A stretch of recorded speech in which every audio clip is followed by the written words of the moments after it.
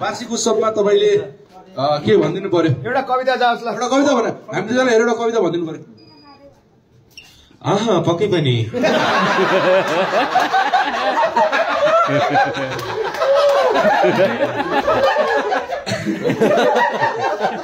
अबको क्रममा भने यहाँकै टेबल नम्बर 4 बाट दोहोरी गरिराख्नु दोहोरीमा यहाँलाई छ र यस पछाडि भने फुल्यो भामरीको पालो भएको छ र केक काट्ने कार्यक्रम रहेको छ सम्पूर्ण हाम्रो साथी। कविता जाओस् हामीलाई एउटा गयो ल भनिदिहाल एउटा के हुँदैन ल एउटा कविता जाओस्। त कविता भन्दै परेको हजुरलाई दिमागमा राखेर एउटा कविता तपाईँले अन द स्पट गर्नु पर्यो। दोहोरी त गाइहाल्छ नि जोर त इजी भयो त्यसलाई। यो दाइको तर्फबाट भाउजूलाई ल ओके दे ओके अलि एटिट्युड पुगेन क्या सजन हो यो हालको तपाईले भाउजूलाई भनेको यो ओके। हरेक दिन ती परेला झिमी झिमी चाहिएको छ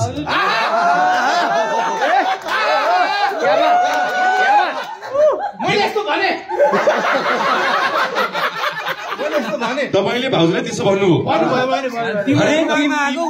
हरेक दिन ती परेला झिमी झिमी चाहिएको छ बेलुका फोन गरेर भन्नु बुढा सिमी चाहिएको छ।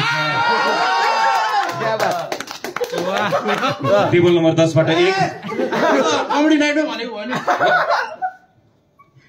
हरेक दिन ती परेला झिमी झिमी चाहिएको छ बेलुका फोन गरेर भन्नु बुढा सिमी चाहिएको छ। एउटै त रहेछ तिम्रो र मेरो चाहना तिमीलाई खुसी चाहिएको छ मलाई तिमी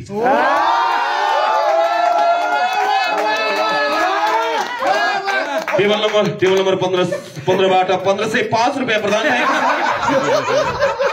भाउजूको तर्फबाट मलाई के भन्नु पर्यो? केटीको आवाज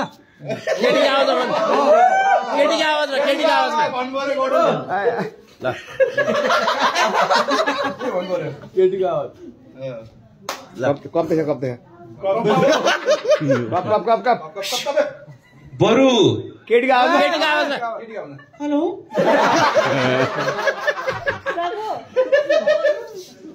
बरु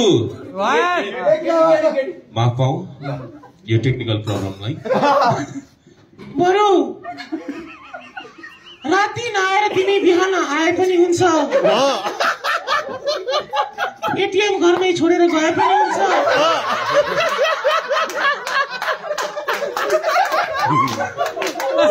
जिउने बाचा कसम खाए नि हुन्छ रिस त तिम्रो कहिले गर्दै गर्दैन म सुतेपछि जति रिसाए नि हुन्छ।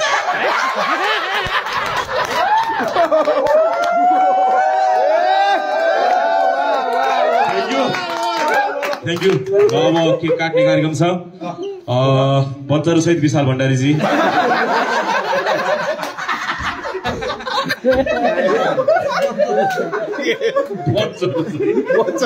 र सम्पूर्ण साथीहरूलाई माथि आउनको लागि म हार्दिक अनुरोध गर्दछु। यताबाट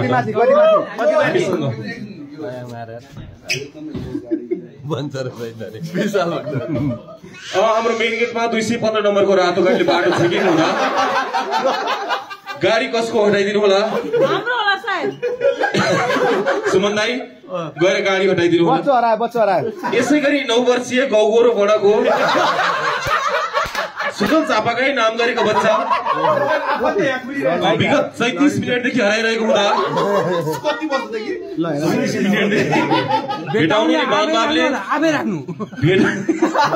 भेटाउनु हुने मानबाबले 5000 रुपियाँ सहित हामीलाई दिनु होला। र अब के काट्ने कार्यक्रम छ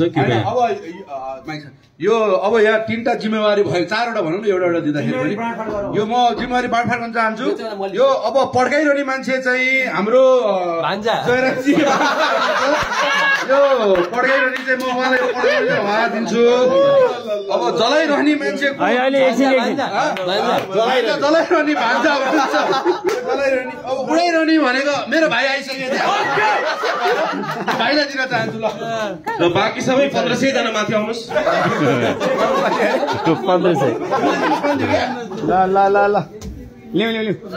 तर म अर्को अर्को के भन्न चाहन्छु त्यो पढाउँदा उदाखेरि पढाउनु होला किन उडेर यहाँ आउँदा खान लागेको हुँदो रहेछ केक है चेक चेक चेक कमान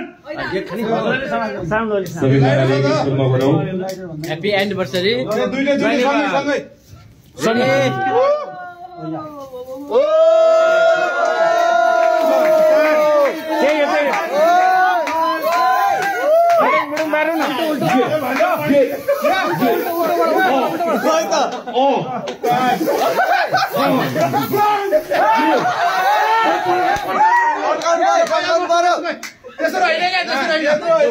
यो अहिलेसम्म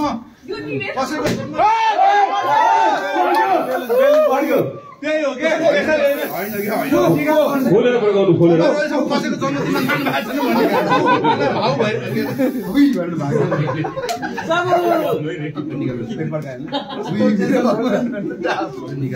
छैन भाउ केही छ जिनिस छ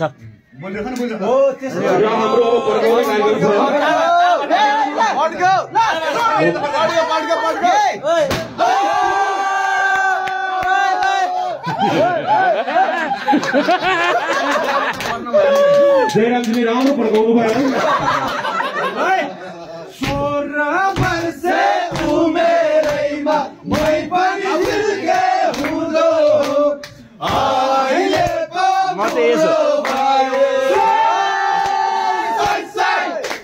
16 वर्षे उमेरैमा मै पनि जिर्के हुँदो अहिले पो बुढो भयो चौतारीमा भर्दी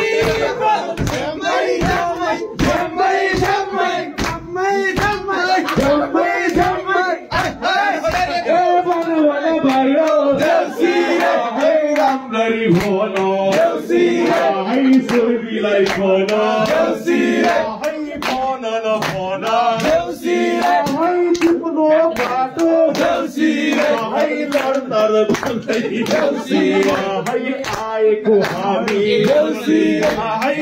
आहै घोडाको लिटी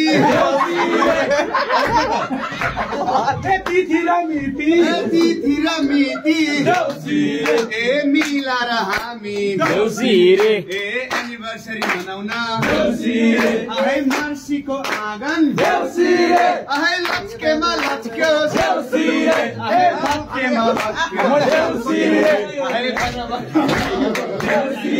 ए बिजलीको टुप्पी ए बत्तीको कुप्पी ए राईको ढाउँदो है मेरो खुट्टा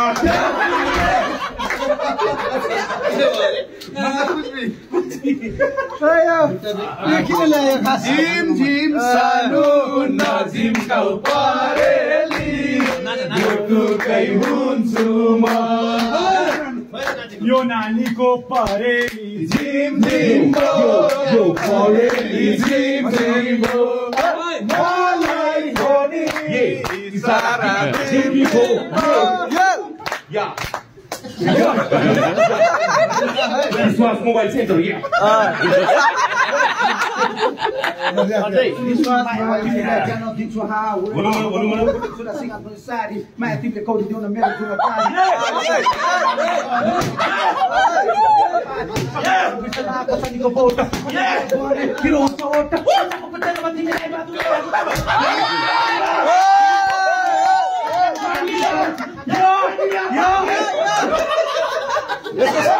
आजको हाम्रो औपचारिक केक कटिङ सेरेमनी यही सकिन्छ। अब हामी फेरि बियर खानामा हामी जुट्नु पर्छ भन्दै आजको यो केक कटिङ सेरेमनी सकिएको छ। ताले